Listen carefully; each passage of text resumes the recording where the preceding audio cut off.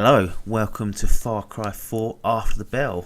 I've completed the main story campaign. I'm now in a position to give this game its official After the Bell grading. Now I've finished the game. I've done the majority of the outposts it has to offer. I've done all but one of the fortresses. I've dabbled in a bit of the side campaigns and other activities. I've clocked up 15 hours worth of gameplay, and I've actually only completed the game up to 34% according to the stats. So this is a massive game, not just in terms of the size of the map, but there is lots and lots to do. I'm not going to lie that I didn't find all of it interesting. You've got assassination missions there, you've got racing missions, you've got hunting missions, survival type missions, you've got all sorts there, and as usual they're okay for the first few, but they soon run dry after a little while, after you do a few of them. The outposts and fortresses offer a decent distraction though. You essentially have to clear out enemy bases, and you're rewarded more XP if you manage to do this undetected. So it's fun to do it with a grenade launcher and just blow shit up. But you'll get the most out of Far Cry if you try and adopt a stealth approach. Now this is what probably separates it from a typical first-person shooter, is that often the most effective way to approach each situation is being stealthy.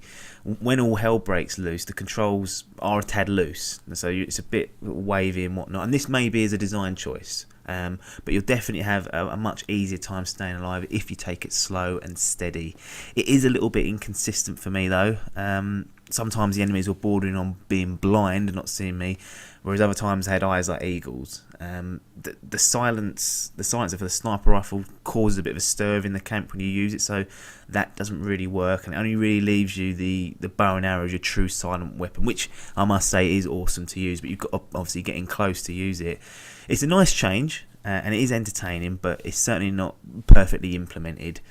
Now, if you looking at the way the game looks, I said it looks beautiful, but if you're flying a buzzer around, you'll notice there's quite a lot of popping and loading of textures, which is a little bit disheartening. Okay, yeah, it's a massive map, but seeing these things does take you out at the moment.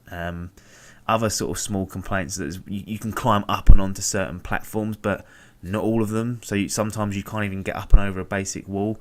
Now, I wouldn't say you need to go all Mirror's Edge or have what Titanfall's had in that term of free roam, but they need to open it out and make it a bit more accessible and a bit more consistent what you can and can't jump up, because at the moment you can jump up things, but you can't jump up something slightly smaller because it hasn't got the sort of rope that sort of signals a ledge to jump up on. Another minor point is that the radio station when you get in the car doesn't flow in real time, so if you just get out and change cars, often you'll hear the start of the same loop coming up, and then that's a bit sloppy in my view. It should be able to just run in the background, and you just when you get in, it's just at its point wherever it is. It doesn't save your collectibles, so if you've ripped down a propaganda poster, for example, and then die soon afterwards, you'll have to rip down the propaganda poster again. I can't see why they can't also save the achievements. I'm pretty sure they did in Assassin's Creed, so that's pretty basic. I mentioned in the Before the Bell video I didn't know much about the story, and unfortunately it's not very good in my view. You're helping the Golden Path try and overthrow the Royalists, and you've got two would-be leaders that you can choose to help, and that's Sabao and Amita. They both have different visions on what path the Golden Path should take, and you can choose which one to help and how you're going to sort of structure the way that the Golden Path operates if you manage to overthrow the Royalists. Pagan Min is the main bad guy, and to be honest, he really is a joy to watch and listen to. Troy Baker does a fantastic job of bringing him to life. He's got so much charisma. In all honesty though, this says a lot about the way the story structures. If I could, I would have sided with Pagan. Sabao and Amita are just as annoying as each other. I didn't really want to help either of them. I'd much rather would have joined the Royalists, and in this day and age I can't see why that isn't an option, to do that. There's scope for to do it, and there's definitely a lot of people I think that would agree with me that the other two they found annoying. It would be good to join the Royalist side and perhaps squeeze the life out of Karat for good. It struggles to grab you, and it struggles to hook you in, and I think it's partly due to the fact that it's all told through a first person perspective, so you can't connect with everyone. But the fact that it goes to a blank screen when a cutscene's load up, it's not seamless. Little bits like that just get on my nerves a little bit. I'd expect it to be seamless at this day and age.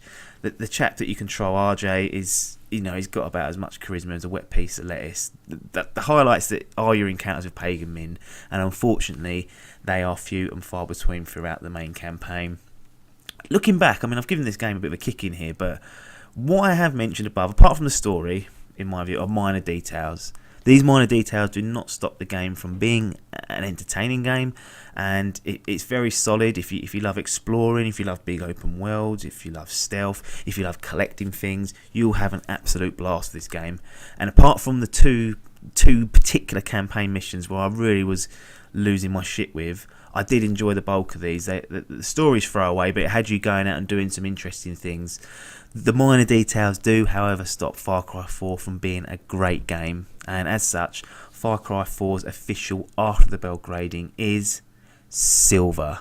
So that actually draws a close to the Before and After the Bell series. In future, I'll be doing one review after completing the game, and there's going to be a few other tweaks as well, but it's been fun doing these Before and After the Bell reviews during playing and afterwards, but I just feel like it's time for a change, and that you're going to get more out of having all of my opinions in one video rather than being spread over 2 videos, and you might miss things. So there's going to be a channel update explaining everything that's going to change in terms of reviews and a few other tweaks and whatnot, but look out for that in the coming days and weeks. But for now, it's time for you to like, subscribe and comment. It's game over from me. It's game over from Before and After Bell. Thanks very much for your time. Just a moment, and I want to get a little picture right into the camera. There we are. Awesome. Don't worry about a thing, my boy. This will soon be behind us, and we'll be off on our grand adventure. Because I have cleared my calendar for you. You and I are gonna tear shit up! Should I stay or should I go?